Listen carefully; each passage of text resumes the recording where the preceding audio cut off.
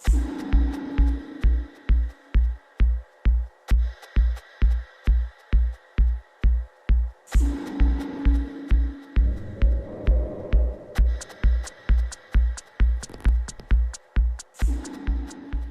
is Janie from Tax Free 15 with researcher and author William Stuart. Now, William's latest book, which is called 911 to Armageddon, has just been published. So we're just going to touch on a few points from his book. A good place to begin is finding out just how wars actually start. Now, most people believe that wars are a result of things like, say, a breakdown in diplomacy or talks, or a border dispute, or responding to a perceived or real attack. I think most people will be really, really shocked to discover that wars are actually planned in a cold and calculating way by a small criminal minority. So these people have actually sat down and planned the murder and suffering of countless millions over the years. So let's get down to basics, William, and find out just who these people are and what their agenda is. The answer to that is surprising because it goes back to 697 when a central bank was created in Venice with various agents attached to it. And what we do know is that over hundreds of years, this bank arranged a variety of different wars, as well as the sort of slaving and currency manipulation and so forth. And we do find them at work in the Eastern Mediterranean from that early date, eventually spreading through into Europe. And it's a central bank which hides itself in what we call Red Masonry or Templar lodges. The reason they're called Templar lodges is because this organization took over the Templars in 1099 and turned them into the occultists that they became. So what we've got is this movement from Venice into the Eastern Mediterranean, then slowly up into Europe. The organization is really a central bank which likes to cause our wars.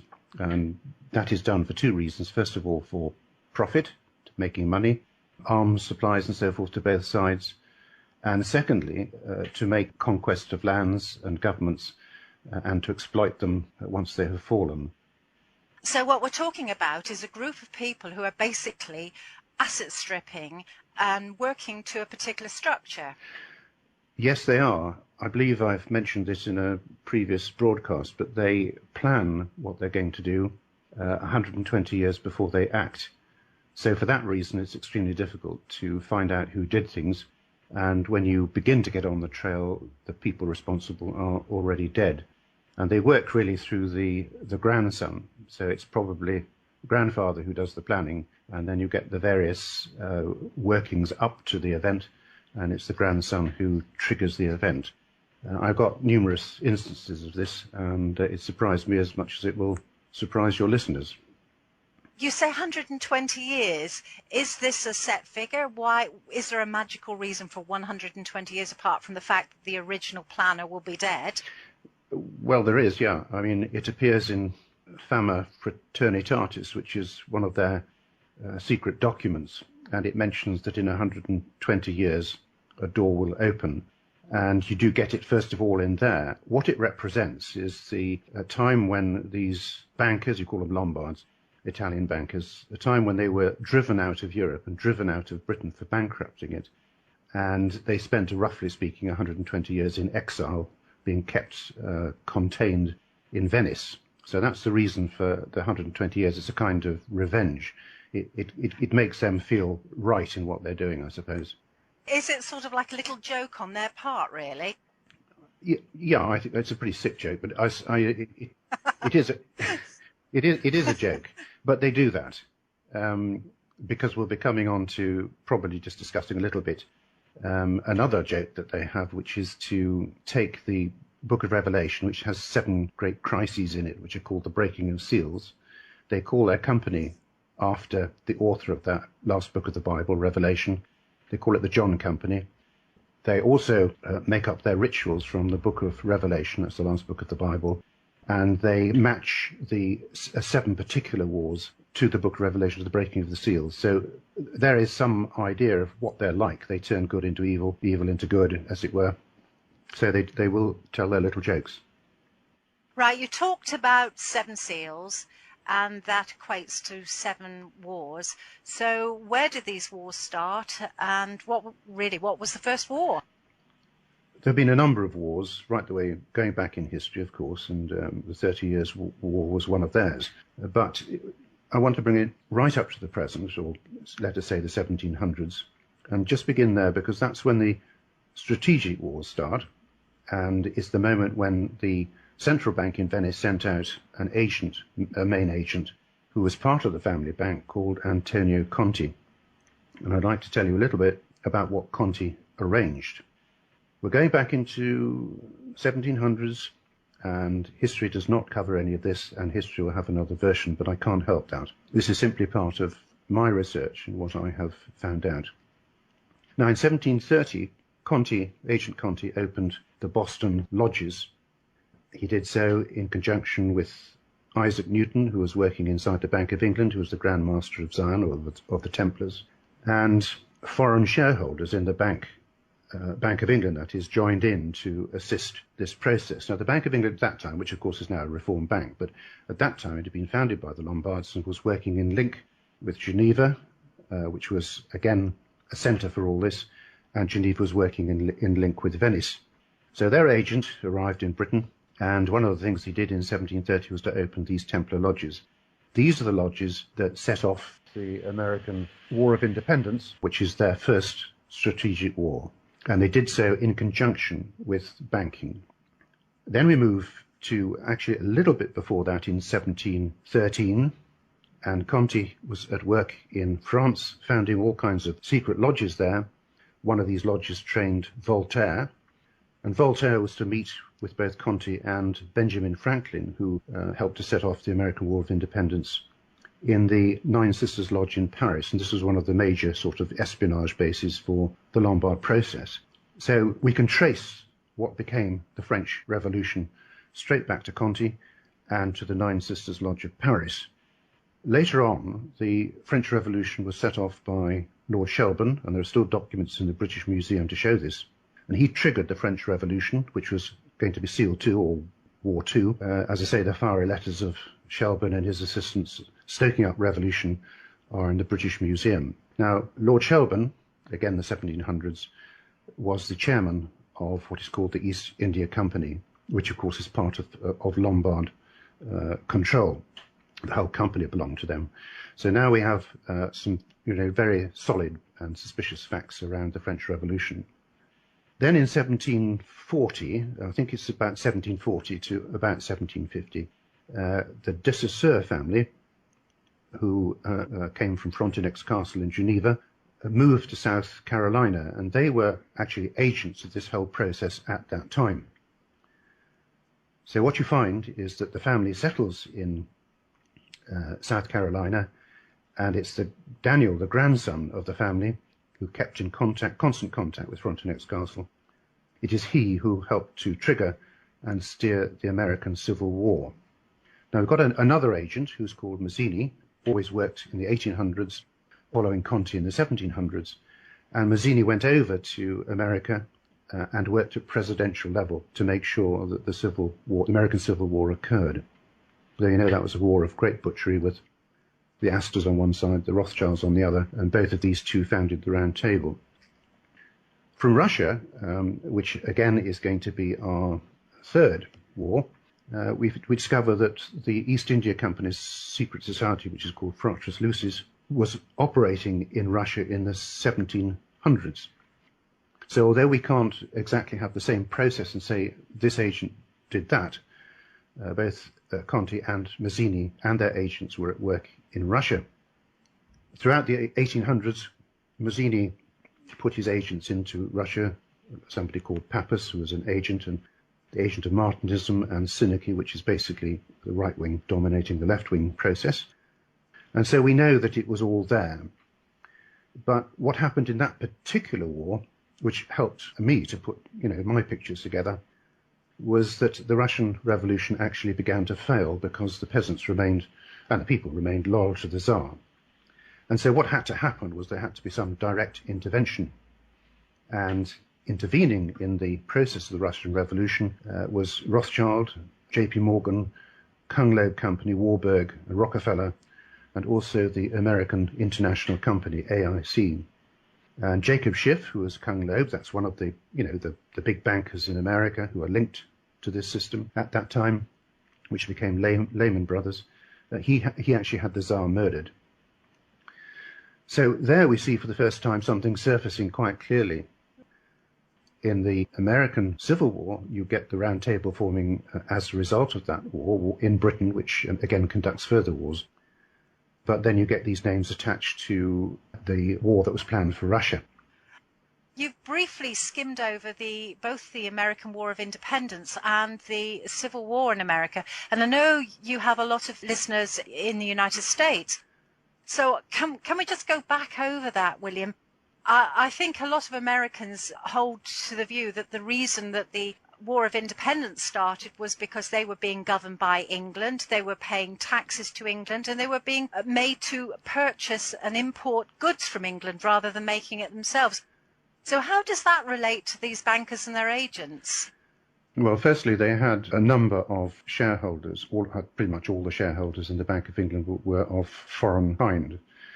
And these bankers went out of their way deliberately to affect American money. There are one or two other things that they did, but generally speaking, they helped that war to trigger. The relationships between America and Britain were always excellent, and it was only at a certain point when they were being troubled, apparently by Britain, that we moved towards the possibility of conflict. The second thing that happened was not just the Bank of England doing this, although that really is a major factor. The second thing is they founded something called the Hellfire Clubs, and the British Army, the British Navy were represented in the Hellfire Club, including the American main agents. So they were all meeting together in the Hellfire Clubs, and these were then linked across into France, into the Nine Sisters Lodge. So you've got a system of espionage in which even Benjamin Franklin was initiated into Red Masonry, and that Red Masonry drove the Hellfire Clubs and drove the Nine Sisters Lodge. So you've got a form of Red Masonry created, which again is part of the process of causing that war. The reason it happened, that is the American Civil War, because Britain had over 50 or more years had been trying to reform the East India Company, which was the main Lombard presence in England. And the government of Britain was beginning to attack it, and they saw the warning signs and were looking for a new place to go and a new country to infect. So you get these various little bits of information coming together and showing what actually happened. On the surface, the wars between America and Britain. Under the surface, it was all started by these central bankers, and the object was to try to take over America. So that's what happened.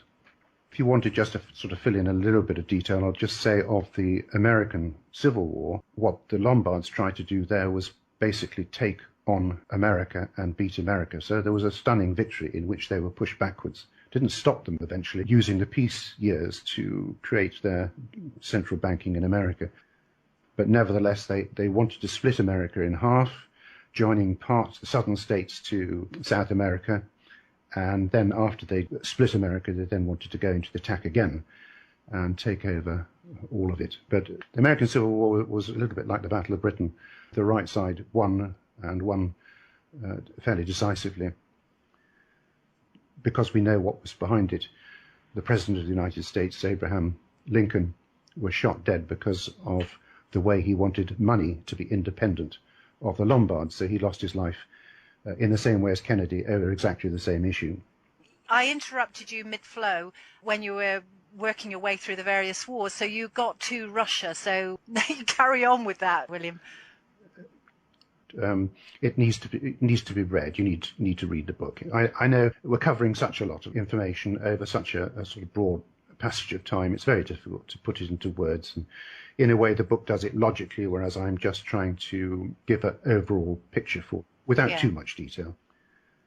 So we've come to Germany, and we've had two very surprising wars there. Conti went over to Berlin in somewhere around between 1713 and 1715. And he was hard at work there with the Berlin Red Lodges, the Rosicrucians, Templar Lodges, for anything up to 2.5 years. And although we don't get much of an insight into what was going on there, what we can say very clearly is that in 1781, the lodges that actually set off World War II were being activated in Austria. And all the exact lodges that Hitler used were set up in 1781. There's quite a lot one could say about the German war, and I'm not going to get too drawn on that. But Hitler, when it came to appointing a corporal, and the SS leader was a chicken farmer, when it came to putting them into office, Lambach Abbey in Austria already had the Nazi swastikas set up in it since about 1865. Hitler was recruited into Lambach Abbey, and within the space of a few months, the Grand Master of the Templars, who is also called Liebenfels, the father of German socialism, came to see him there. And later on, when the secret societies were set up in Germany, or rather when they were all activated, because they'd already been set up, the Grand Master of the Templars was one of those major groups. So you can see that, that there are a whole lot of suspicious stuff. I have drawn that together in a book which will be out, in a few months' time, about the Nazis and that era. Mazzini follows Conti, and what you find in Switzerland, and it's always Switzerland, I assure you, was the Lehman conspiracy, or Young Germany. And what Mazzini did was to train up revolutionaries, occult revolutionaries, because if you know the Third Reich, you know the occult, and he sent them back in streams back to Austria and back to Germany. There's another group in Britain, which I call the English Cell, and that too was training up people and sending them all over Europe to carry out their various functions to make sure that World War occurred. We know a little bit more about the Second World War simply because it's in recent history. The information is there, and the information was buried. World War I was started in 1711, and what happened was an agent of the British East India Company went over to Saudi Arabia and founded what became the Muslim Brotherhood. He also founded, and it's in the script, he also founded occult lodges all over the Middle East. So this Muslim Brotherhood arose in power when they wanted it to, which was to cause World War I by breaking up the Ottoman Empire. And that Ottoman Empire was being manhandled and manipulated anyway by the said bankers. So we can account for World War I, we can account for World War II, we can produce the data on it, and we can say that the same lodges, the same bankers, the same central bank, the same sort of industrial military complex were involved in the 7 strategic wars. What World War II brought us, of course, was the European Union, and the bankers who created the European Union are the same bankers who planned Nazism and communism in 120 to 140 Broadway, New York. Just going back to World War II, there's a lot of evidence that certain corporate leaders, such as Averell Harriman and Bush's grandfather, Prescott Bush, were involved in supporting Hitler, helping to build up his empire. Yeah, that's a part of it, and that's perfectly true. And that link goes to the Dutch banks and then through into Germany. And the funding was coming again from the bankers. As I said, it's 120 to 140 Broadway, which is a group of 6 bankers operating from New York.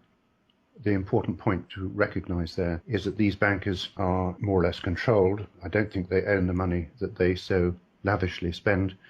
And they are linked through into the round table groups in Britain and to the round table groups across Europe and into Switzerland. So there's a big group of bankers, European, Russian, German, British and American, who know perfectly well what they have done. So there was a swill of money, and then also supplies of armaments and ammunition.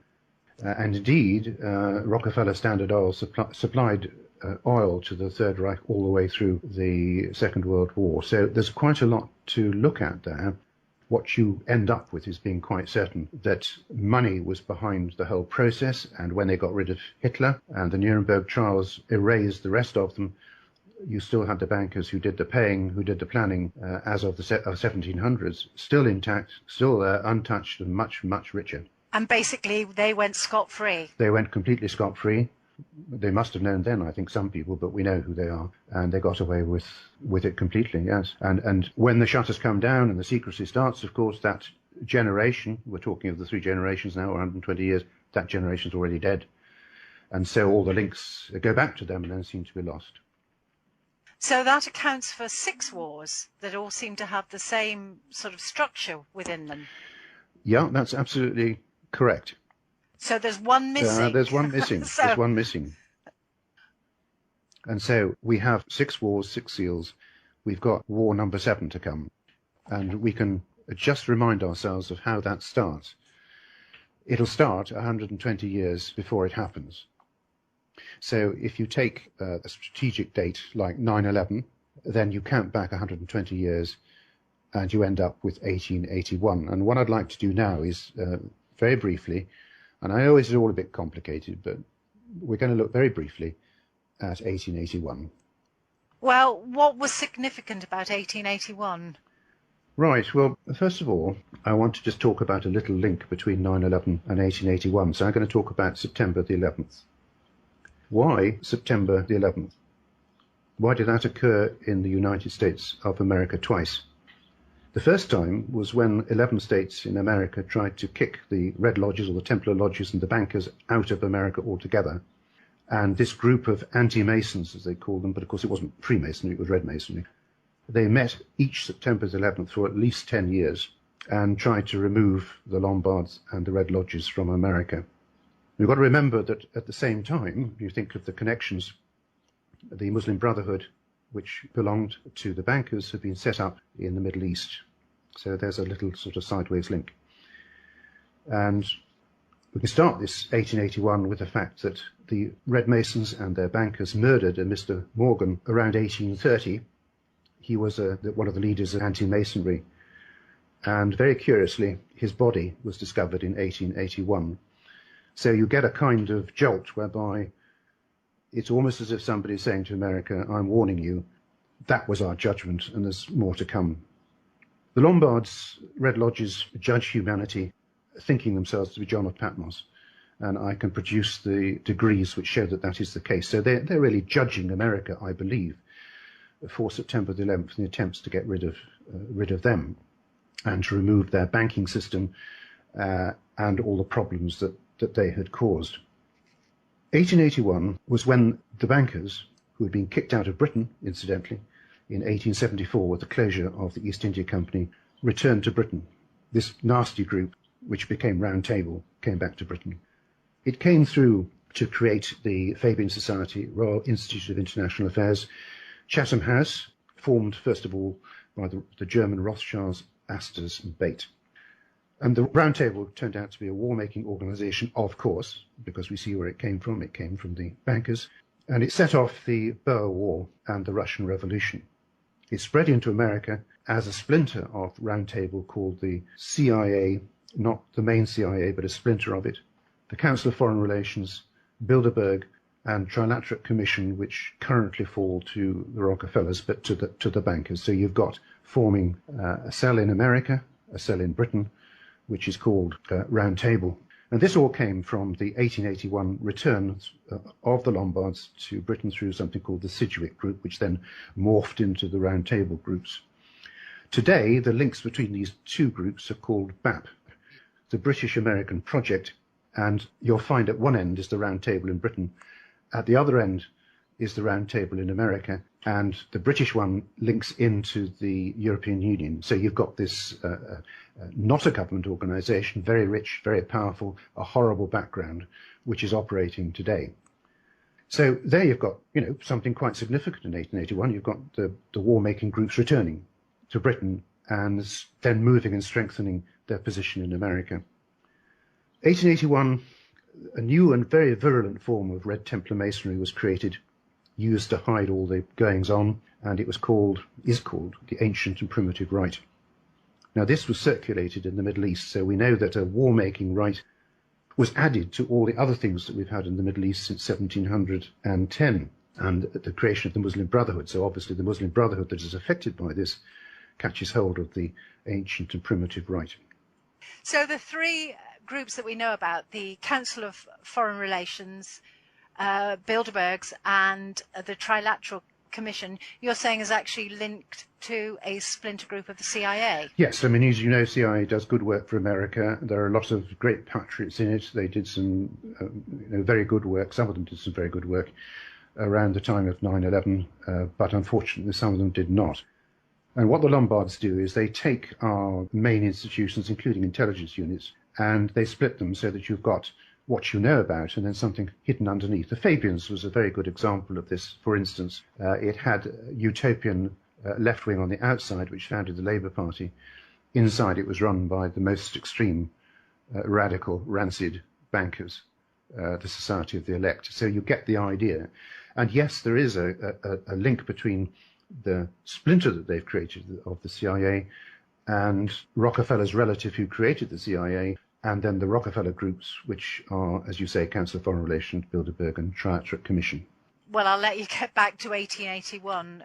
What else was significant? Right, in 1881 too, so it was going on in 1882, begun in 1881, Baron Edmund Rothschild was working with what are called radical Zionists. Now, these are people who outwardly want the state of Israel to exist and to be reasonably right-wing.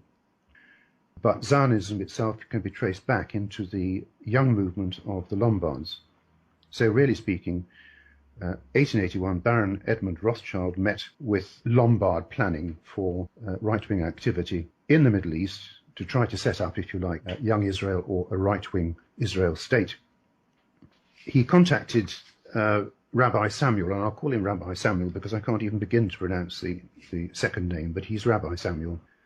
Rabbi Samuel was expecting Armageddon, that's the seventh war, a final battle of Armageddon to take place, after which a new nation, Israel, would arise and conquer all the areas around it as found in the Old Testament.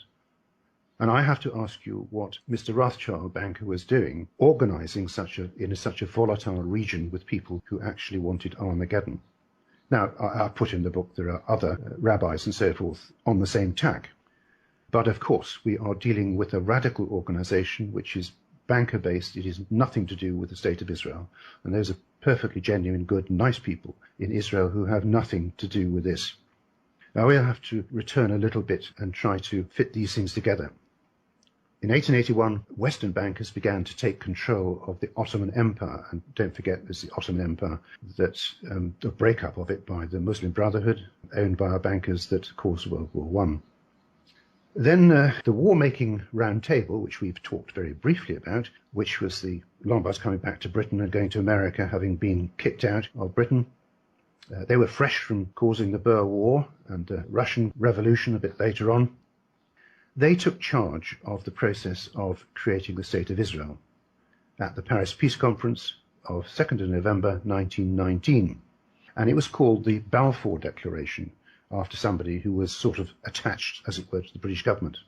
But unfortunately, the bankers were using the Milner Round Table, the one that did the Boer War and later the Russian Revolution, and so on, to create the State of Israel. And this truth did not come out until the 21st of July 1936, as released by parliamentarian Ormsby Gore. So you tell me what the war makers were doing setting up a state of Israel that wanted and expected Armageddon, being founded by the most profound war makers on earth. So William, does that make the foundation of the State of Israel a little bit sinister? No, it doesn't really, because the State of Israel came together involving in the main some very good people who, many of them had a very bad time in Europe. They wanted their own state, and there's no particular reason why they shouldn't have one. What was sinister was the thing that was underneath it, which had not become clear. And later on, this Lombard pressure would be called the Irgun, the right-wing aspect of Israel, the bit that wanted to take over other areas, and that is really the sinister bit. That's why we've got trouble in the Middle East. We can't pin things down and find out where they're coming from. So it's not the state of Israel, it's something underneath it. Well, from some of the reading I've done, you're saying that the Jews had a bad time, yes, but I have seen that Hitler was actually encouraged to make the life of Jewish people in Germany rather intolerable, initially intolerable, before he started using the concentration camps, in order to try and make Jews want to voluntarily leave the country and go to Israel.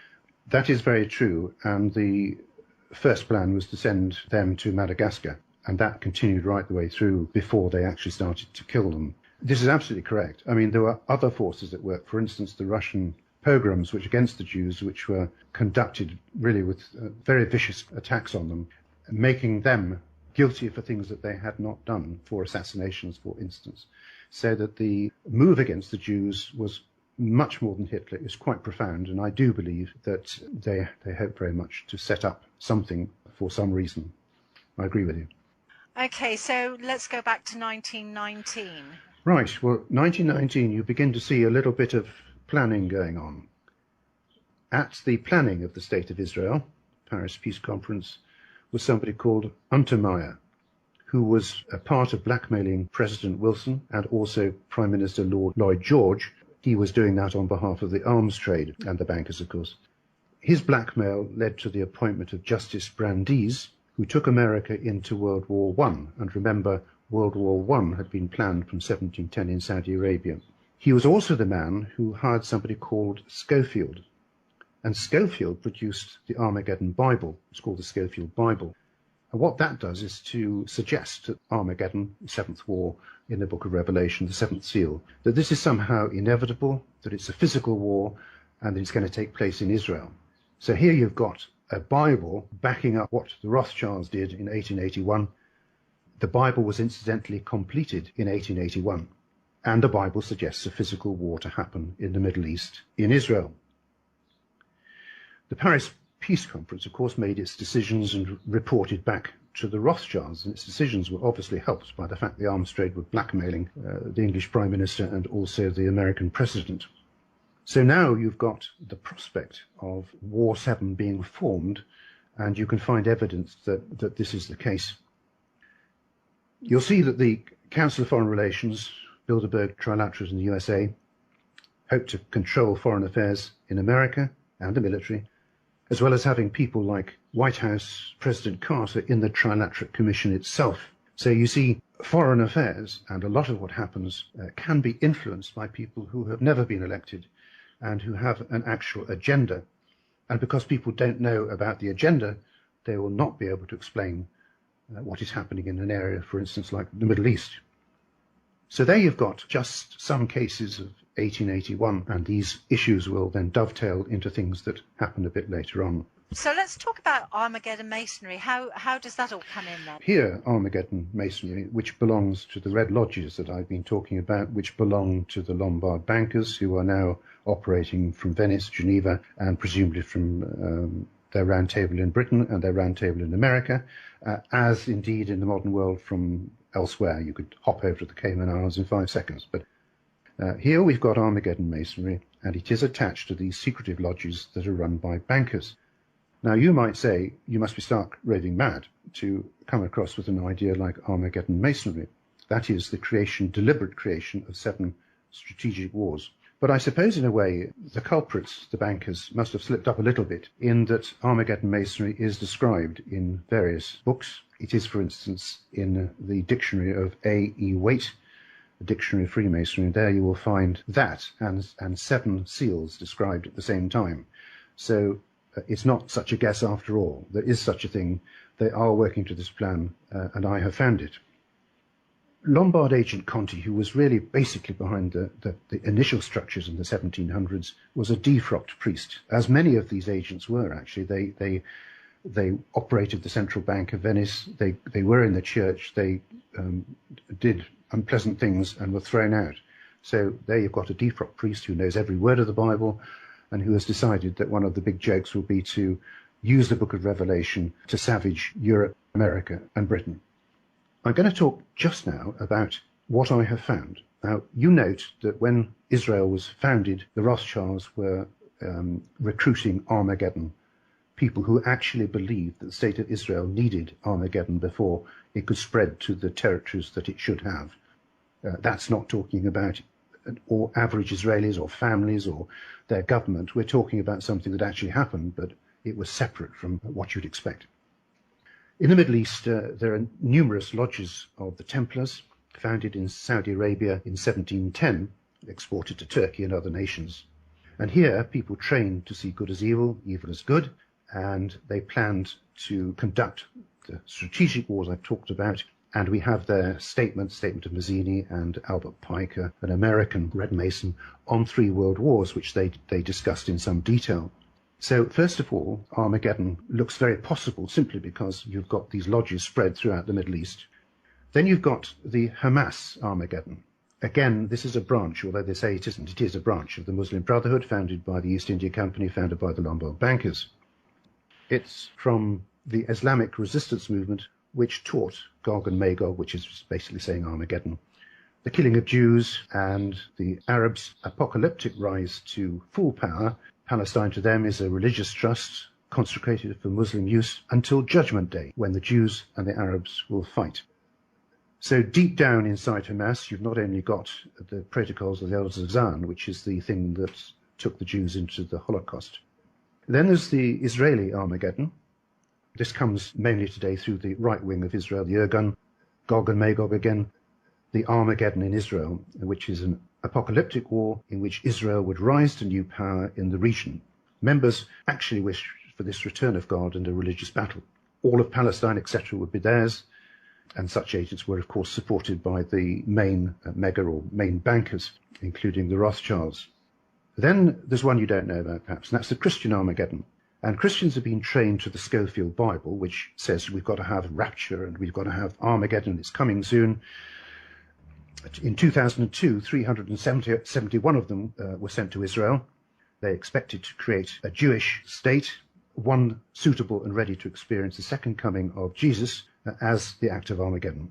And the Schofield Bible was, of course, their guide to this, but then the Schofield Bible was made by the mega bankers. In 1991, a large meeting of such Christians took place in Basel, Switzerland, where they announced the near presence of the second coming called Armageddon. So don't let's say that we're dealing with something that is not provable. There is an occult lodge Armageddon, Hamas, Israelis, and Christian. And then we deal with the Schofield Armageddon, which again is a Bible circulating, the most popular in America. It doesn't circulate in any other place, I don't think, or not to such an extent. And they taught a physical battle of Armageddon in Megiddo, west of Jordan. And the Al-Aqsa Mosque in Jerusalem was to be destroyed, causing an unstoppable religious war. At that point, the third temple of the Jews would be built on that spot. And the third temple actually is mentioned in the Schofield Bible. Now, of course, they've made all this up. Since then, to this very day, there have been attempts to blow up the Al-Aqsa Mosque, and also plans have been made by major occultists to rebuild the Temple of Jerusalem. The last sort of fracas was on February the 24th, 2012, not very long ago, to blow up the Al-Aqsa Mosque and to rebuild the temple. Planners they're either American gangsters with mega contacts in the background with other people doing the front work. So just to recap, in the Hamas, the Islamic view, in the Jewish Israeli view, and in the Christian, they are all wanting to have this Armageddon war right in Israel, Palestine. Oh, absolutely. And if you take the Christian part of it, we can trace that back to Jacob Schiff, who paid for the Armageddon Bible. He is one of the 6 big bankers in America who, as I say, are linked through elsewhere. If we go to Saudi Arabia, they call it Wahhabism, but I haven't called it that. I've called it Hemphorism, after the agent who created a fake religion there, which became the Muslim Brotherhood. It is a religious system which allows, it's not a religious system, it's an irreligious system which allows Muslim to fight Muslim, and it has a Quran attached to it which matches the Armageddon Bible, and the Quran drops any sort of reasonable care for Jews and Christians. Now, this has been commented on by their own scholars. The reason I've changed the name to Hemphorism is because Hempher was an East India agent who planted this fake religion in Saudi Arabia in 1710, created occult lodges throughout the Middle East and spread it out in that particular kind of way. So you'll get people in Saudi Arabia who follow Wahhabism, and there may be perfectly genuine good people who take that on as their religion, and there's no way we want to get into discrimination and to attacking people's religions, but we can say something about a political movement. So I've called it Hemphorism. Was the original Mr. Wahhab, was he an agent, or was he someone who was duped or seduced into starting the movement? He was entirely duped. He was set up. he was told that the dreams he had and the visions he had meant that he was linked back to Muhammad and all of that kind of thing. It was an absolute hoax, and they led him along and fed him all this stuff. And the East India Company, which of course is part of the Lombard process, they used to do this all over the world to disturb a system or a religion and then set one side against another side. In this case, it led to the tragedy of World War One, although no doubt they had various profitable ventures before that. But the strategic war that came out of this was World War One. No, they led him along. So you've got this Wahhab system set up in Saudi Arabia, which is basically to divide and conquer. Absolutely correct. You've got in America, you've got the Christians being set up by Schofield. You've got Hempfer. In Israel, they're being set up by Rothschild and a number of rabbis. So, yes, you can see the thing beginning to form, where religions are intended to be the kind of thing that clashes. They're setting up for a future war. They're doing so 120 years before it is due to start. Not necessarily the big part of it, but before it is due to start. So are there any more Armageddon plans? Yes, indeed. There's a Shiite Armageddon. They've got something called the Bright Future Institute in Iran. It's a call centre so that people can ring up and find out when Armageddon is going to happen. And their prime minister is alleged to expect the return of the Mahdi, the 12th Imam, and a final religious war and judgment to end the present world. And they think it's very close. So was the Shiite Armageddon, was that actually set up by any of the lodges, or did that just come about? It just happens to be there at the same time that all the other ones are forming, and we have no direct evidence to suggest how it was planted and how it is being maintained, but it's just thrown in because there's another one. And then the final sort of mix that I just need to end with is that £86 billion, not million, £billion, was provided to spread the Saudi Hempherism of Mr. Wahhab, with millions of people being trained in madrasa-style schools who advocate jihad and war with the West. So all of these schools have suddenly sprung up on this enormous sum of money in a variety of different countries. We're not talking, of course, about Wahhabism, which can be somebody's faith. We're talking about a political movement. And I think there I can just sort of bring this little bit of this stage to an end. Right, well, we're back with part 2 of 911 to Armageddon with William Stuart. Where do we go now, William? Right, well, we had an earlier question about the Armageddon theme in Iran. And what I said there was that the origin of that particular moment was a bit obscure, where their Armageddon theme came from. And what I mean by that is that I haven't really followed the whole of that particular one through.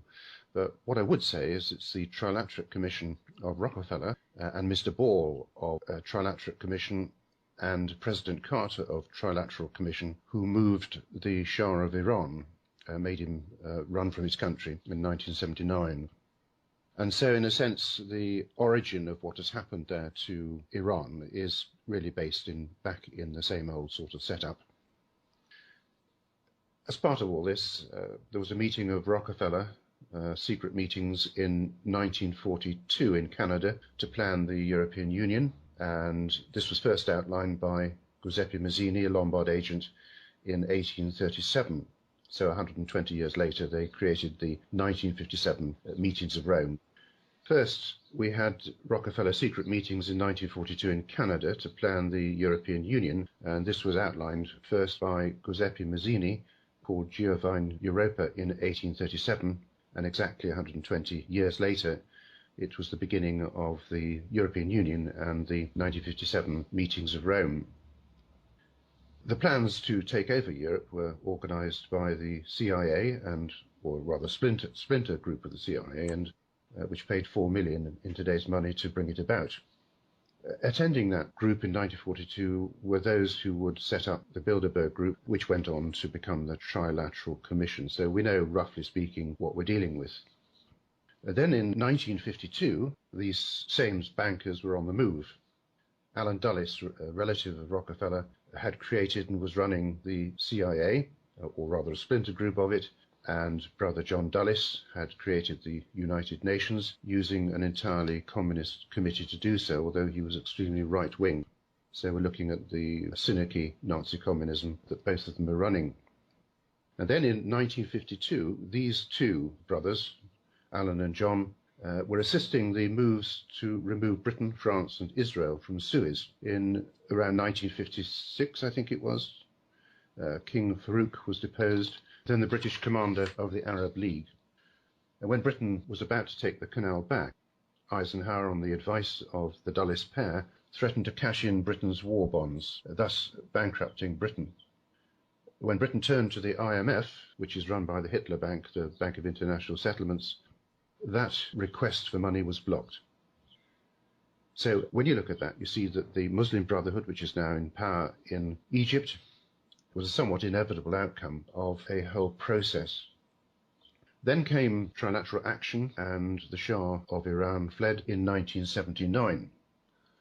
Once again, this is an irreligious cartel made up of the trilateral members, President Carter, Mr. Ball and Rockefeller, and of course others. But there you see Iran becoming a religious country, giving up the sort of security it had before to keep itself aloof from this emerging brotherhood. Well, this sounds like a case of the West playing politics in the Middle East yet again, because we put the Shah in the first place, and now here we go taking the Shah out. Yeah, that's quite correct. And we've got two particular forces at work. One is the more legitimate Western forces, the other, of course, is the bankers' group. So you've got this interplay all the time, along with other pressures between what was called capitalism and what was called communism. So there's a lot of change and a lot of flow. But what I'm trying to look at here is the development towards something which I think we might recognize when we get towards the end of this. On July 3rd, 1979, Brzezinski, the trilateral member employed by Rockefeller, but that's employed by the banking cartel, paid for armed terrorism to begin in the world. They first of all armed the terrorists against the Marxist government of Afghanistan, knowing that Russia would come to the aid of that legitimate government. They were responsible for the deaths of many Russians, and once the Russians withdrew, they then turned their attack upon the rebels themselves. The rebels were armed, of course, through bin Laden, who at the time was working for the splinter CIA, and also the BCCI Bank of Rothschild. Manager Hartman was doing the supplying, the bank being used for the various payments for arms. So Brzezinski, employed by Rockefeller, employed from Europe, so we're not dealing with America, we're dealing with these bankers who relate through to the Round Table in Britain and the Round Table in Europe, created the terrorism of the Middle East, which spread to 5,000 terrorists in Saudi Arabia, 3,000 in Yemen, 2,000 in Egypt, 2,800 in Algeria, 400 in Tunisia, 370 in Iraq, and 200 in Libya. Brzezinski was actually asked about this and the funding of terrorism, and he did himself admit that the attacks on the Marxist government and then on the Russians was part of his and the bankers' plan. And he was asked about all the casualties that had occurred, and he said, well, what is more important, the Cold War ending or a few stirred-up Muslims? Now, of course, by this time, the death toll from all these disturbances is beginning to rise alarmingly. Well, people like Brzezinski, either they're mad as March hares or they're inherently evil and devoid of any humanity. Well, you certainly start to think along those lines, don't you, as you begin to look at the Middle East full of lovely little families and lots of good people, and you begin to wonder. Another employee of Rockefeller, incidentally, Henry Kissinger, pushed for his Clash of Civilizations, Axis of Evil, Arc of Crisis. He was trilateral member and a servant, of course, as I said, of Rockefeller. And he made it clear that he was not speaking for the Bush administration, but a kind of rogue America and British alliance, which we've previously talked about, BAP. And he was set up in business by the Warburgs. Those are the ones who helped fund the Nazis, the EU, Russian Revolution. And this Afghan war really was never what it seemed. It was, if you like, Round Table from the start. We then moved from Afghanistan, which, I mean, was a disgrace, really, and we come to Iraq. A lot of people think that the reason that we went into Afghanistan was because of the global pipeline and a whole variety of reasons, but it seems as though it was planned a long time before these ideas came to the fore. So what is the actual reason that they did go into Afghanistan? Well, I think there are two reasons, and the first is that this is the old East India Company that we're talking about, which went trading with sword in hand, and they would look for the world's resources and then go for them. And there are some very rich resources to be had in that area. So there's one of the motivations. And those of you who like to try to trace the New World Order and think about that can see another very big slice of the world falling to a particular banking arrangement. I think the two motives are there. And this particularly applies, as I say, to the general activity going on in the Middle East, which is taking one country after another into the grip of the few. When we come to the Iraq War, and I've done some detailed work on this, on the large number of lies that were told, war was prepared and the media used to make it seem a reasonable activity. At the end of this Iraq war, terrorism itself had risen by 600% from just a handful of terrorists. I believe there are now 17,000. Madrasa schools, which are not the good ones, but the ones who are teaching jihad, run into the thousands and perhaps millions, where people are being taught hatred of the West. Saddam Hussein, who was very good at keeping the Brotherhood at bay, was hung. And now you can see you've got a very fluid situation created by these activities. If we move on to Libya, where again you've got Gaddafi making a stand against the Muslim Brotherhood. Like Saddam, he was murdered. Much of the press against him was organized by Black Flag operations. He didn't do a lot of the things that he's supposed to have done. And so, although dictatorship is not a good thing, and most would admit that, at the same time, democracy is being taught as if it were, in the words of somebody else, a cup of instant coffee whereby you just put in hot water. Democracy takes 50 years, 60 years, 100 years to really develop.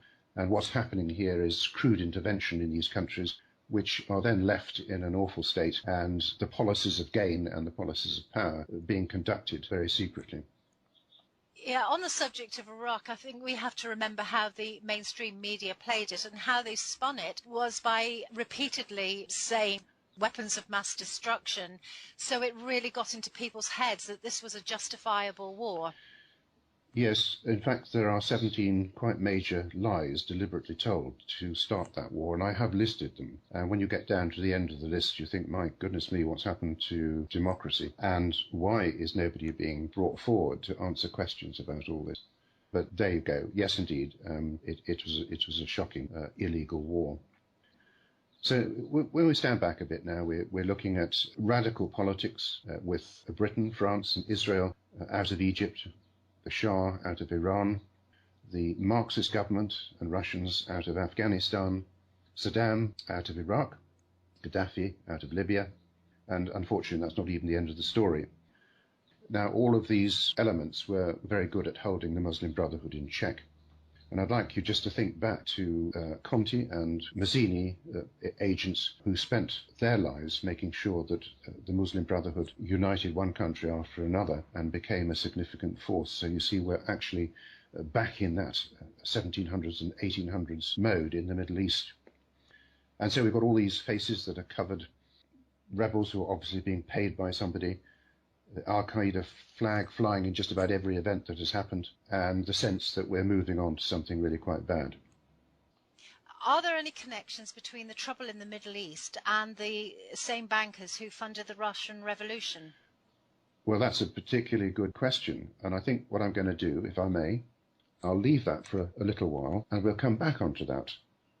What I'd like to look at is the event of 9/11 itself and see whether that's a genuine attack from overseas or whether it's something else, so that we can then tuck that one away and say it appears to be perhaps a doorway to all these disturbances, and then we can look at who has been responsible for the disturbances themselves. So if you like, I'll say a little bit about 9/11. 8:45 September 11, 2001, and Flight 11 out of Boston slammed into one of the towers. And we all know the carnage and the horror that was to follow that. When we begin to look at the event of 9/11, there are quite a lot of surprises. For instance, a team called Able Danger, made up of rather orthodox intelligence, had found the flyers and Mohammed Atta, the supposed leader of it all, in January of 2000. They were blocked by the FBI, by military intelligence, and told not to investigate. Senator Spector asked the Pentagon Chief of Intelligence what had happened to the large amounts of documentation on the Atta team, and he said it was all deleted. He was asked the question again, and he just said, yeah, we deleted it all. When one of the actual flyers turned himself in, he was sent home. Somebody called Randy Glass also found out about the towers and wrote to Senator Graham. He was told they knew all about the planes, although planes had not been mentioned by Glass. When Glass wrote in again, he was told to keep quiet. When you say one of the flyers, were you talking about a supposed terrorist? Yes, indeed, the team that was supposed to have flown the planes into the towers. And he was presumably sent back to his native He was country? Indeed. Now, it's pretty certain that these terrorists, who were supposed to be flying big jets, had no flying skills at all. And yet, when you look at the event of the planes striking the towers, it's obvious that whatever was flying them, or whoever was flying them, had to be extremely skilled. So we start turning up a few little problems here. At the time, there were airliners being flown by radio control. They just developed that in the early parts of 2001. So the question is whether, in fact, there was a bit more going on. And the GPS signal around the towers was at level 10 and not at 4 as usual. So this is a very strange event, suggesting something very important was being played out. But then we have to add another little complex bit in that aircraft do not bring down steel buildings, and the aircraft are in a sense irrelevant to what happened, although they did provide a mask for the real perpetrators. When you've got a steel cage building which is proofed against fire, it doesn't come down when an aircraft hits it. As well as the Arab team from Saudi Arabia, the flyers themselves, there were plenty of Israeli activity. It's probable that the young movements, Hamas and for Israel Irgun, was the source of two teams operating in America. But it's not entirely certain that they are to be seen as the prime culprits for what happened. Israelis and Arabs from Saudi Arabia might have been part of the demolition of these buildings, but of course something else exploded in the Twin Towers, according to those who have looked under the surface. An Israeli phone, in fact, moved out of the Twin Towers a week before the strike, and at least 2 Israelis we know were warned 2 hours before the event. So there's an awful lot of knowledge about. A retired Israeli Defense Force officer heard the Twin Towers strike being discussed in a Jewish cemetery in October of 2000 and told the FBI. So there are lots of things going on here, a certain amount of common knowledge and definite scientific doubt about the outcome, which was the fall of those towers. It's also been noticed that at the Trade Center there was a van and 3 Israelis were standing on top of it and dancing for absolute joy as the towers collapsed. So there was this sort of feeling that somehow it might be like the Irgun looking forward to rapture and the sort of Armageddon scenario that brings forward the state of Israel. But again, we're only just looking at these things and trying to make sense of what on earth was going on. Pashenik, the Patriot Games character who became Jack Ryan on the film, advisor to 5 presidents, stated 9/11 was to mobilize into war. The military responsible are known to me and I to them. The CIA, Wolfowitz, Cheney, Hadley, Ross, Rice, Air Force generals, Intel, CIA ops were involved. It was a false flag, a lie, and the 9/11 commission that looked at it was just nonsense. Cheney, Rumsfeld, Rice should have been put on trial with Abrahams and Wolfowitz and more. He stated on radio and TV that he wanted a trial at which he would give testimony. Now he's on film, he's on radio, and so you have to put that into the mix of what is going on here. He stated that if FBI agents got close, they were blocked by their bosses. So in other words, insight into what happened with intelligence services at this time, that they were being blocked in certain ways, probably towards the top, if not at the top, but they were doing their job as you would expect them to do. Now, the CIA had an asset called Susan Lindau, and she was locked up for a year following these events and was very nearly given a chemical lobotomy to suggest that she was mad. She was basically just under the various laws that had been changed there, was just locked up like that and taken out of commission. And her boss, according to her, was bribed with millions to keep quiet. And she stated very clearly that a thermite bomb was used on the buildings and that this was a USA military weapon, not that somebody else might have one, but it was a very special kind of weapon, highly advanced and does not get into buildings unless it is placed there. Now, she was quite senior in her way. She was chief asset for Iraq, Libya, Yemen, Syria, Egypt, Malaysia, and she was told to tell Saddam Hussein months before 9/11 that if he didn't say who was behind the 9/11 plot, he would be bombed back into the Stone Age and hit harder than ever before. As Susan pointed out, he wanted peace and had opened up massive trade deals for America. So we're beginning to see another side of America. You're beginning to see a person who really, I suppose, invented PSYOPs, Mashenik, and you're beginning to see a senior CIA asset speaking on radio, speaking on film, on video, and saying something that many of us will not have heard. When you just mentioned America, we're not talking about the American people. We're talking about that part of the American structure, the government, etc., that has been taken over by the globalists. That is very true. And we have to keep that in mind all the time, that when you get these peaks of power in America, it goes straight across into places like Frankfurt and Switzerland. So let's say that America is responsible for what happened in America. It's much more complex than that. And it's beginning to look very much as though this ghastly event was arranged by people who were only using America for their own purposes.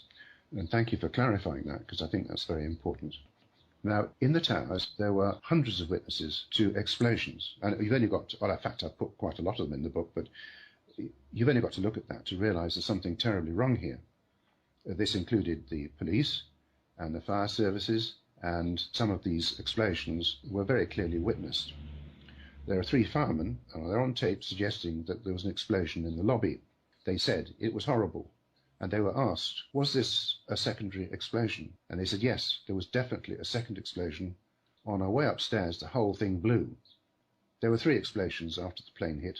Now, police, firemen, civilians, news all said the same thing, and indeed there are actually recordings of explosions in the buildings.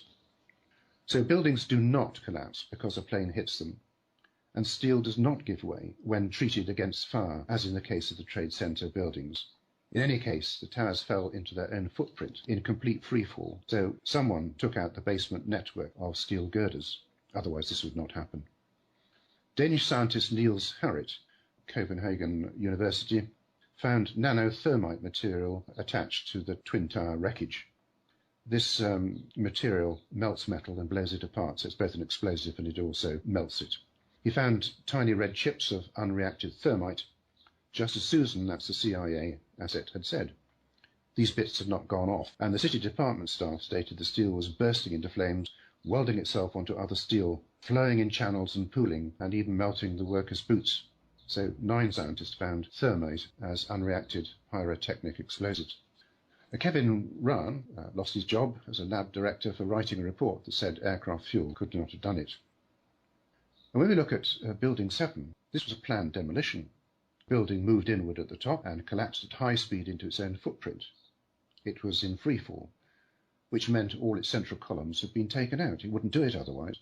You might get some odd circumstance whereby a little bit of the building came down, but this went straight down into its footprint. It was timed in seconds and it was a complete freefall. Many people have written about this and have been completely ignored. This might be new information for a lot of people, and they may not realise that Building 7 was actually not hit by a plane at all. Yes, this is correct. And they may have seen or may not have seen the tape where it is stated that a fireman was saying the building will be coming down, appeared to be giving a countdown, and then said quite audibly on the video, "Run for your lives." This is recorded, of course. Then there was a huge boom that buckled the windows and shook the ground. So I would agree with what you're saying. There was a fire could burn for days on end and not actually bring the building down. The damage it received was not particularly bad, but that's not what happened, is it? The building had no steel network at its base and just went down into its own footprint. And the seconds of the fall have been properly gauged. So there we come up with lots of different ideas, but I think the whole thing is beginning to point to something else. And so, in a sense, you need the book to see what I've said and to see whether the reasoning is correct or not. I can only sort of skate over things as I am doing. And then we come to the Pentagon. And, if one bit of 9/11 wasn't quite correct, then possibly all of it isn't quite correct.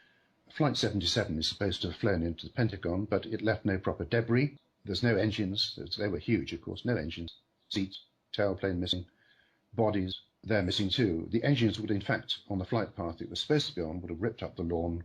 The wings themselves would have torn into the building, which, if you look at photographs of it, you'll see there are no marks of any wings there at all. So the whole thing is beginning to look extremely shaky. It was very clearly not on the flight path suggested by the black box. In fact, many reliable people, from Flowers to police, saw this Flight 77 on a different course altogether, and the plane was seen by a policeman as it flew away from the Pentagon anyway. Now, we know that two objects hit the Pentagon. One was thought to be an unmanned drone, which seems to have struck slightly after a very bright flash, possibly a rocket strike, with the great possibility that explosives also were in the Pentagon and set to destroy various records of trillion-dollar fraud. All the films of this event have disappeared, and now you know how many security cameras you have around these sort of areas. Only one film has been handed back, as far as I know at the moment, and experts have said that the frame or frames have been removed, so that the object that actually struck the Pentagon could not be identified. Now, all these things have got to be sort of thought out, and you have to ask the question why people would be wanting to hide this if they themselves have nothing to hide. Yeah, I'd just like to bring in a couple of points. The first, you just briefly mentioned about a fraud. It was announced the day before that they had lost $23 trillion. And surprise, surprise, that all got forgotten the next day with 9/11.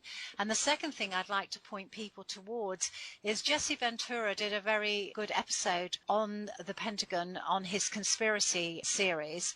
And he had an eyewitness on who was actually working in the office that was hit. And she walked out through the hole in the wall that was made by supposedly the plane, and her first thoughts were that a bomb had gone off because she saw no plane debris. So I would suggest that people watch that film. It should be still out there on YouTube. Yes, thank you for that. Those are very good points. Aeroplanes actually do not make neat holes in concrete, and something had gone through 12 layers of concrete, making a neat hole. So obviously things have been concealed. A very well-conducted investigation showed that the plane was supposed to have cut through some lampposts which were just lying on the ground where they fell. And one of these lampposts was supposed to have gone through a taxi's front window. Now, the question is, were the lampposts planted to show a sort of bogus flight path? The taxi driver, in explaining that a large section of light post went through the front windscreen, was unable to explain why his car bonnet was unmarked, or why he was photographed at the time in an area where he said he was not, and why he kept changing his story. When he thought he was not being recorded, he said this: "It's not the truth, it's his story. It has nothing to do with the truth. It's too big for me, man. It's a big thing. You know, this is a world thing happening. I'm a small man. I'm not supposed to be involved in this. This is for other people, people who have money. I'm in it. We came across the highway together." So he is questioned. "You must have planned it." "It was planned," he said. "When people do things and get away with it, it's going to come to me. It's too big. I can't do nothing. It has to be stopped in the beginning." So now we're beginning to see sort of events which, frankly, should have gone to the 9/11 Commission and should have been resolved there. There's an awful lot of evidence which has simply been shoveled to one side to tell a very one-sided story. And I would say, that just has been commented on just now, that Building 7 that came down, a clear demolition, had within it many files and documents on massive frauds. And here in the Pentagon, the bit of the Pentagon that was working on these huge frauds, as we've heard, sums of money that can't really be imagined. They're too big to be imagined, just massive, massive, massive sums of money. The investigation was going on in the department that was blown up. In the book, there is a picture of a pointed object at ground level heading for the Pentagon. It's not a traditional plane because it's too close to the ground and is assumed to be a radio-controlled drone. It's not a very good picture, but you'll see the point of it and wonder what it is. And then there's a smoking trail, which I've also put in there, which is the trail of one engine, which you would expect to find on something like a radio-controlled drone, which is just an aircraft being controlled in where it goes. And in that particular picture that I release, indeed someone has taken out a certain amount of information before it was released. Looking at it, there does appear to be a flash from the Pentagon before this drone gets there, suggesting a rocket strike and explosions within the Pentagon, or indeed both. Two rocket and radiation experts confirmed a rocket strike in their opinion, and the use at the Pentagon of depleted uranium. As with Building 7, which housed records of massive frauds lost in the fall of that building, so the part of the Pentagon hit held records, computers and people looking at trillion-dollar fraud. Even at high-speed crashes, passenger liners leave their tail, engines, seats, bodies, fuselage sections. But when you look at the photographs, well, there aren't any. Just small debris and a possible small engine. Now, Rumsfeld, when he was making a speech at the Pentagon, did make a slight mistake when he said a rocket hit the Pentagon, but there have been no words since. The Truth Society, made up of many experts, has been ignored by the press and media and officials, which says a great deal about the loss of freedom of speech in democracy today. There is professional disagreement about the destruction of 3 buildings and damage to a 4th. People do not blame American leadership, but they do feel they're being taken for a ride and that the old untouchables are in their country. Pashenik, intelligence and presidential advisor, has named who he thinks is responsible for the problems from within the American administration, which is not the same thing as saying America. Firemen and police have described an inside job and destruction that clearly has little to do with aeroplanes or lesser bombs, although they may have been used. Yeah, if a missile or a drone went into the Pentagon, then what happened to the original plane? I know we've got a guess at this, but that plane had numerous passengers on, so presumably they had to eliminate them somehow or some way. Well, I haven't, in what I'm saying, haven't sort of entered into speculation about anything very much. It seems to me that what we're dealing with is obvious facts that need to be discussed and sorted out. There was an operation northward in America made up of senior chiefs who wanted to have an invasion of Cuba and an excuse to do it. And what they did do there was fly a passenger liner towards Cuba, then substituted for it with a drone. And the aircraft itself was then flown back to a base, an intelligence base. Operation Northward was put forward by the military, and it was turned down by President Kennedy, so it never actually took place, but it was on paper. Now, I can't obviously speculate what happened after the aircraft was seen flying away, but you have to leave a few little things hanging in the air, and that, in my view, needs to be investigated along with a whole lot of other very unfortunate events. The Japanese parliament discussed all this, and they said, aircraft don't do these sort of things to buildings, and concluded this is all very weird. So there are a lot of questions in the air, and really it's time for the matter to be reconsidered again, I think. This is what Rockefeller said. He stated that some believe we are part of a secret cabal working against the best interests of the United States, characterizing my family and me as internationalists and of conspiring with others around the world to build a more integrated global political and economic structure, one world, if you will. If that's the charge, I stand guilty, and I'm proud of it. Now, it's in that area, not necessarily this person, but it's in that area that I think we should be beginning to look for some answers to all this. Right, well, let's start tying some of these threads together. You've talked about the problems in the Middle East, you've talked about 911. So how does this all tie in with the bankers? It does tie in with the bankers, and I will mention before that the secret lodges, because I want to take this back away from the America of Pashenik, and I've no doubt that he had reason to say what he said, and we'd like to hear more from him. But I want to talk about Mazzini and Pike going back into the 1800s. I have looked at a prophecy which Pike wrote, which mentions the 2 towers, and I have decoded that in the book, so I'm not going to try and explain that.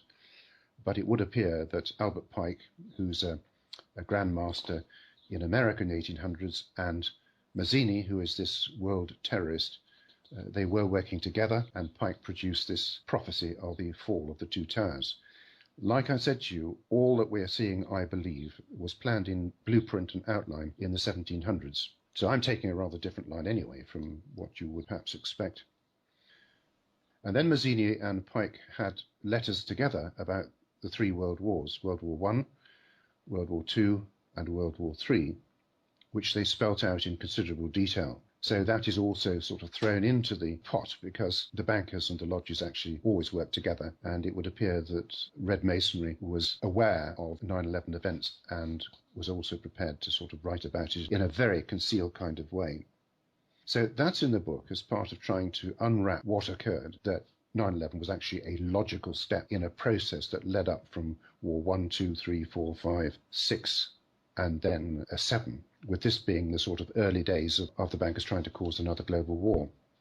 Now, looking at these mega bankers, immersed as they have been in war making in the past, and that's all, it's not controversial, it's all written down anyway, seem to have latched onto this 7-war idea from the War of Independence, Red Lodges working in the War of Independence, French Revolution with the same Red Lodges working away, American Civil War, same pattern, with Rothschild and Astor becoming visible in the American Civil War, Mazzini over there making sure the war took place alongside the president, Russian Revolution, same Red Lodges, and involved in that because it didn't work very well, Rothschild, Rockefeller, Jacob Schiff, J.P. Morgan, Warburg's American International Company, AIC, Fabian Society Roundtable Lodges.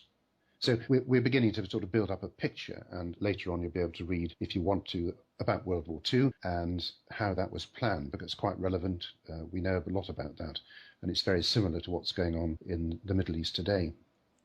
And then you've got the Muslim Brotherhood, again, the same as in the 1700s and 1800s, being wound up clearly by mega bankers, and the Red Lodges, which were set up at the same time in 1710. So you've got this sort of swirl and background, and I've mentioned those people who were attached to the Russian Revolution. So now we come to this long, ghastly sort of debacle in the Middle East. First, there's the same banker, Rothschild, and we're not talking about a specific person, as I mentioned in the book. We're talking about these copper lines that conduct the electricity of war. A manager for the Rothschilds, a major manager of the Rothschilds, was called Hartmann. And he ran the BCCI Bank of London, as elsewhere, which paid for terrorism and also spread nuclear knowledge in the Middle East. Not controversial. It's in the American reports. Then comes Rockefeller, again, second one from the Russian Revolution, whose Brzezinski created world terrorism and set it off at Afghanistan with calamitous results because we've now got these armed people all over the place. Then there's J.P. Morgan, again, Russian Revolution, who was heading the round table in America, along with, well, of course, the other bankers like Rockefeller. And it's these groups, this extension of the round table, Council of Foreign Relations, Bilderberg and Trilaterate, that formed the Planning the New American Century, which was a very aggressive plan for world domination and first strike advocates of war. Then there's the Warburg-Pincus element. Warburg funded the Russian Revolution. That hired Rockefeller's friend Kissinger, who came up with this extraordinary arc of evil, clash of civilizations. And then there's Jacob Schiff, Russian Revolution, who created the Schofield Bible, which is actually currently being used to wind up ideas of Armageddon. We haven't accounted for the dodgy Quran, although we know when that was started by East India agent Mr. Hempher in 1710, but we can't tell exactly who is behind the printing of that today. Now, this is not controversial. The scholars of Islam, who are great people, will tell you the Quran has been changed and not for the better. And that's just local volumes of the Quran. It doesn't mean the whole thing. So unrest in the Middle East and a series of wars has been partnered by this, we'll call it splinter CIA trilaterate units, and has involved those named as funders both of the European Union, Russian Revolution, and the Hitler era. As I said, we're tracing the electricity, not the wires. And this electricity goes to the Round Table in Britain, and then off to Europe, where it's all interconnected through the British-American project. Pashenik has blamed those named in America for 9/11 as that attack not being genuinely from abroad, and he has called for a court to override the 9/11 inquiry and to look at the facts again. And Kissinger was, as I said earlier, explained he was part of a rogue empire, not involved with Bush, and he said only America and Britain would understand what he was saying. I just want to say something about Kissinger. There are many people who are quite young who are probably listening to this and don't realize his history. And he went to America as a young boy, but he managed to worm his way into the administration. as, I presume, a stooge of the bankers because he seems to have a finger in every pie. But I'd just like to say one quote of Henry Kissinger, which I think people who sort of think they're being patriotic by supporting the military need to register. And he's said to have said it to Haig. And it is, military men are just dumb, stupid animals to be used as pawns in foreign policy. And I think that just sums it up, the way they treat the military.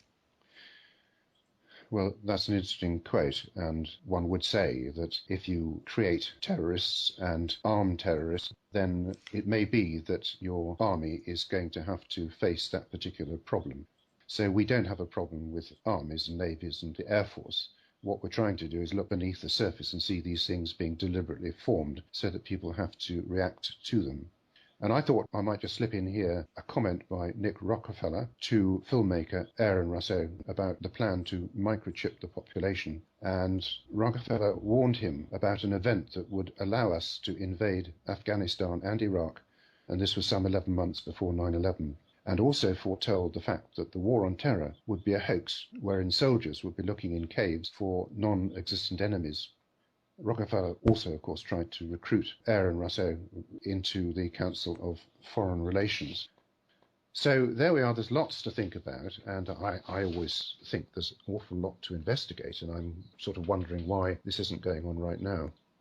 Now, I want to just sort of draw this to a little bit of a conclusion, because I'm not going to look to this particular event I'm going to describe as how things will happen, or rather how it's hoped they will happen, because it may not be like this. But I have talked a lot about Armageddon, the Middle East being wound up for some significant purpose, which seems to be beyond taking over country after country.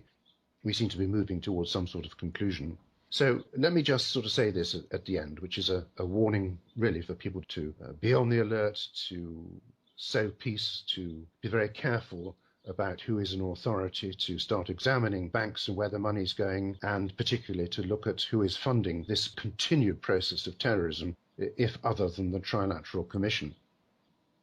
Israeli police turned back members on the Temple Mount in Jerusalem, called Land of Israel Faithful Movement, as they attempted to enter the Dome of the Rock there in Jerusalem and to anoint the cornerstone of a third temple in Jerusalem. Now, this area, of course, is sacred to Islam too. So the Schofield Bible, which wants Armageddon, actually does mention the third temple nonsense. Had the Israeli authorities allowed these Temple Mount fanatics to carry out their provocation, the Dome of the Rock and the Al-Aqsa Mosque, being amongst the holiest sites in Islam, and target to scores of terrorist attacks by right-wing Jewish Temple Mount terrorists, a holy war of incalculable consequence would have erupted. Executive Intelligence Review explained that a certain Lord N is, by his own admission, a practitioner of the satanic rituals of Aleister Crowley, and here we see yet another connection between subversive groups, Satanism, and what is going on. Crowley, of course, was part of the English shell of John Yarker, which sowed lodges all over Europe, eventually to start World War II. So in 1995, the Jerusalem Freemasonic Lodge was formed close to the Temple Mount, again, intending to rebuild Solomon's Temple. And of course, this is just the act of war. In Michael Leedon's book, War Against Terror Masters, he states, the awesome power of a free society committed to a single mission is something our enemies cannot imagine. Our unexpectedly quick and impressive victory in Afghanistan is a prelude to a much broader war, which will, in all likelihood, transform the Middle East for at least a generation and reshape the politics of many older countries around the world. So we have to look at Leedon and his connections. He was often quoted daily by people like Dick Cheney, Donald Rumsfeld, Paul Wolfowitz.